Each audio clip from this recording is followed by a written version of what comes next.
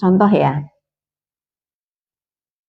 misalnya saya habis ngisi seminar, ada orang yang dia bilang gini, ya Allah Ustazah, yang antum sampaikan tuh inspiratif banget, sangat menginspirasi ana, sangat bermanfaat Ustazah, ana sangat senang sekali. Syukran Ustazah, dia bilang begitu. Si A. Yang B, apa antum itu ngomong doang, isinya tuh sampah. Itu semua teori sampah, nggak ada yang betul itu teori. Orang B bilang begitu, misalnya ya.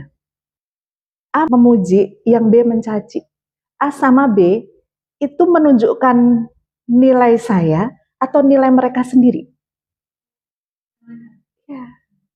Menunjukkan isi diri saya apa isi diri mereka. Iya. Terus ketika si A bilang memuji, lalu saya senang, dan si B mencaci, kenapa harus sakit hati? Keduanya sama-sama informasi, dan keduanya sama-sama pendapat. Ya, jadi kalau kita mau menerima pujian, kenapa kita menolak cacian? Itu hak mereka. Dan itu tidak menunjukkan diri kita, karena diri kita sejati adalah ekspresi perilaku dan sikap kita. Itu diri kita. Bukan dari informasi orang gitu loh. Gitu.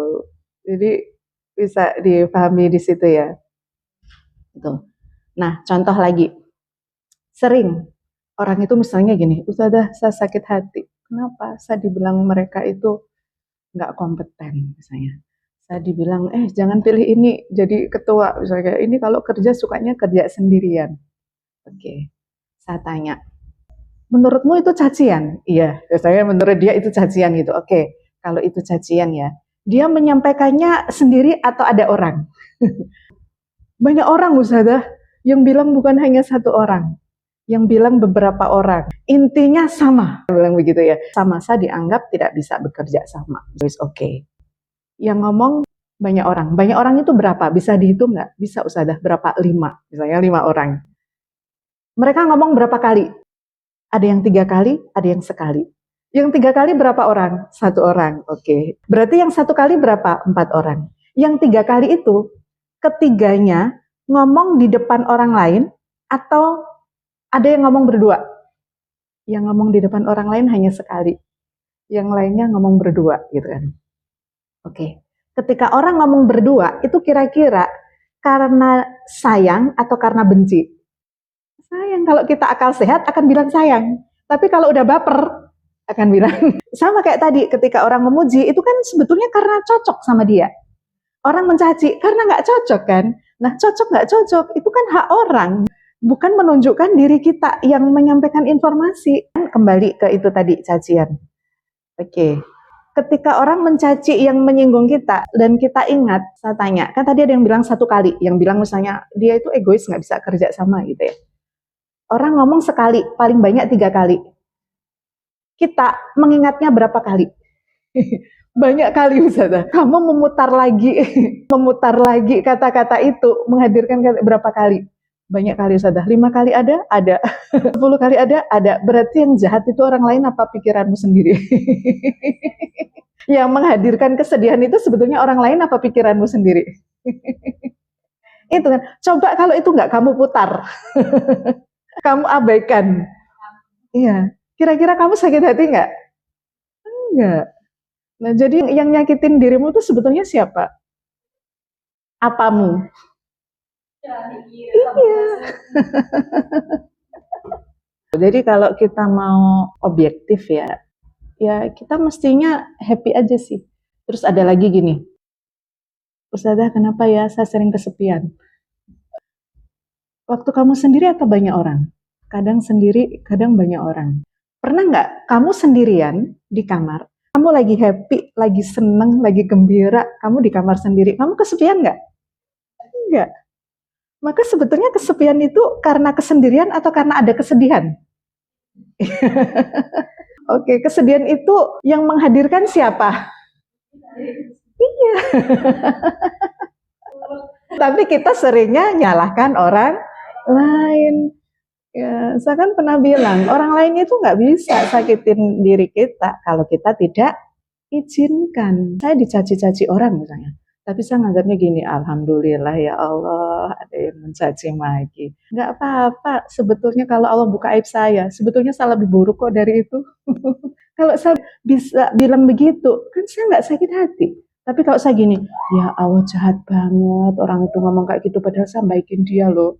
Padahal saya kalau sama dia perhatian loh, tapi dia jahat banget. Nah, maka akhirnya saya jadi menderita.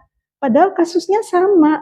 Maka yang menjadikan kita menderita bukan orang lain, tapi bagaimana kita mempersepsikan persoalan itu. Ya, bagaimana kita memaknai. Ya, jadi kuncinya ada di kemampuan kita memaknai semua peristiwa yang mengenai diri kita. Gitu. Ada banyak nih di kaum remaja ya. Ustazah Ana 2 bersaudara. Adik Ana sudah bekerja. Ibu itu suka banding-bandingin Ana, Ustazah.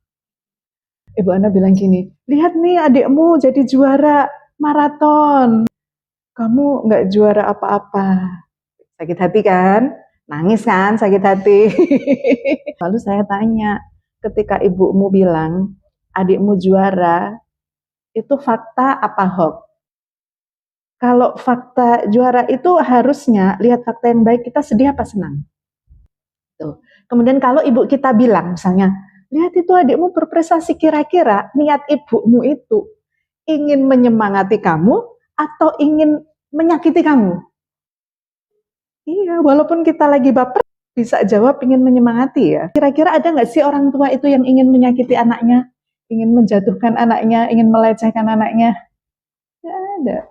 Jadi sebetulnya yang menjatuhkan kita itu siapa? Iya. Jadi kadang motivasi orang kita tangkap sebagai cacian. Jadi kan masalahnya diri sendiri. Makanya kalau banyak masalah, jangan nyari jalan keluar, cari jalan ke dalam dulu. Perbaiki dulu mindsetnya, perbaiki pola pikirnya.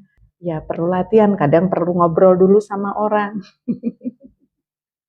Nah, seringkali kita menderita itu karena pikiran kita sendiri. Dasta teman menarik, teman-teman. Ini saya live Ustazah. Ya, teman-teman boleh tulis di kolom komentar ya kalau ada yang mau ditanyakan. Ini saya bersama 2 orang bidadari di sekitar saya.